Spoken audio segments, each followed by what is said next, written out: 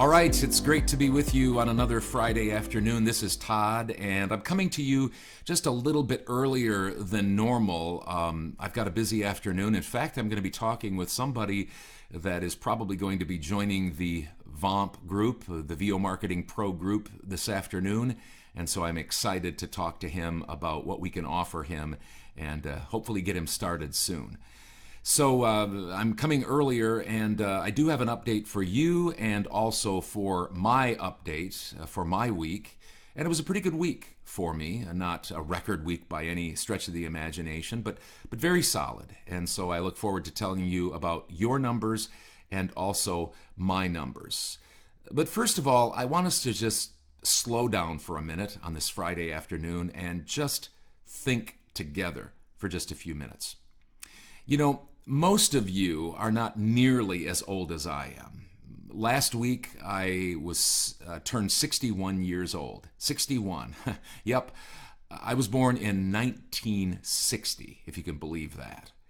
My wife and I have 6 sons, as a lot of you know, and they range from the ages of 34 down to 18 years old. And sometimes they'll either ask me questions or their mother questions, or we'll sit around and we'll talk about what life was like growing up when my wife and I, were kids back in the 1960s and 70s. So very different than it is now. So different. We had, as you probably know or maybe experienced, 3 channels, maybe 4. Maybe the public channel came in, but for sure 3 channels on TV.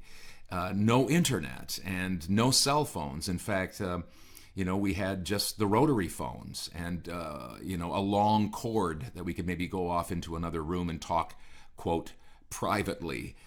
But no even, remote phones themselves, the cordless phones. We didn't even have those at that point.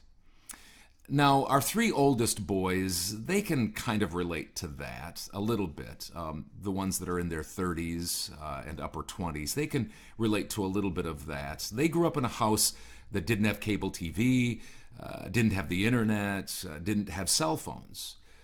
Social media isn't a very big thing for me. Yes, I participate in some social media. In fact, I'm on Facebook and, some different social media platforms and things like that. It's not a huge deal in my life. I could kind of live without it, to be honest with you. My 3 older boys, they're good at it and they participate in it, but it's still not a huge deal for them because they're a little bit older. It wasn't such a big part of their lives growing up. Now, our 3 youngest boys, that's another story. They're quite the whizzes when it comes to social media. Well, sometimes it's hard to remember life without those types of things, without, for instance, the World Wide Web or the internet. Now, I do realize as an older person that all of this, kind of what we would call newfangled technology can be a bit overwhelming. And I can find myself, once in a while thinking or talking like an old guy, telling stories about life back then, maybe that life was a little bit slower, maybe a little bit better, in the old days, the days gone by. Well, some things in the old days were certainly better. That's just true. But I also realize that all these advances in technology allow me to do what I do today, and that is I work from home. I do voiceover work from my home in the basement in a studio, and I get to make a great living.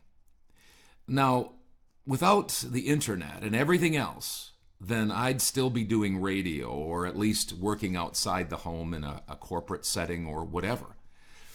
In fact, I've told you before that my first voiceover job was way back in the mid-1980s. And trust me, I did kind of dream of doing voiceover for many years. And finally, the technology came into being that allowed me to do VO from my home with clients all over the world.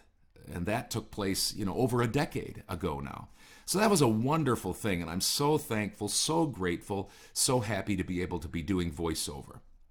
But even so, Here's, I guess, my point. I'm getting to it. The internet and social media can kind of be a double-edged sword, can't it? Yes, it allows us to be VO talent, but it can also be a huge time waster. And maybe you've experienced that yourself and found that to be true. It can cause us to get off task and maybe to be a little bit needier as a business person than we really need to be, getting help every time we have a question, going on the internet, instead of maybe slowing down and figuring those things out ourselves. It can sometimes, hijack our voiceover business. Too much of anything, even a good thing, can be a bad thing. So I guess my point is, when it comes to social media, just be a person that is thoughtful. I understand to be in business today, you have to use social media. You just have to. And there's more social media platforms popping up all the time. And we have to use those to be current and, to stay in front of people. But honestly, I see so many VO talent complaining about the fact that they're not making any money. And then everywhere I turn, there they are, commenting, posting, getting online, debating with people, left and right. No wonder they aren't making any money. They don't have any time to. They're so busy on these platforms. So again, my advice to you when it comes to social media, and again, this is my advice. You can take it or leave it, but just slow down. Take some time to reflect on how much time you're spending on social media platforms. What is the purpose? What are you gaining from being on social media platforms? Is there a good ROI for the time and energy investment that you put into that? Are you like a chicken with their head cut off, trying to keep up with every single platform out there, even the new ones? The point is just take some time and reflect. How are you using social media platforms? Is it benefiting you and your business, or is it really kind of undercutting your business? And just, make some choices. That's what we have to do in this world. We can't be a part of everything, and we can't do everything. So again, just a little bit of word to the wise, and just time to think about some things. Okay, just a few minutes left together. As far as your week was concerned, now this was a good week. I know that we only booked one job as a group, and we only had one audition. But trust me, as a group, we had 23 warm replies. That's great, because those warm replies tell us something. First, they tell us we're getting through, and second of all, people are liking what they hear. They're liking what they hear, what they see, and they're responding to that in positive ways. So please don't be discouraged. Keep plugging away. 23 warm replies, one audition, one job. As far as my week is concerned, I had one new client, and this was kind of interesting. I can count on one hand, maybe two hands, over the years that I've been paid for an audition. And I had a new client, or I was expecting to have a new client, and he said, "Hey, you've auditioned, and I just want to pay you for your time." And so I said, "You don't need to," but he said, "I want to." So we settled on $75. And so I had a new client, not a job, but an audition, and he paid me $75. So that's kind of a treat. That doesn't happen very often. As far as platforms are concerned, this week, $1,548 online platforms, $1,548.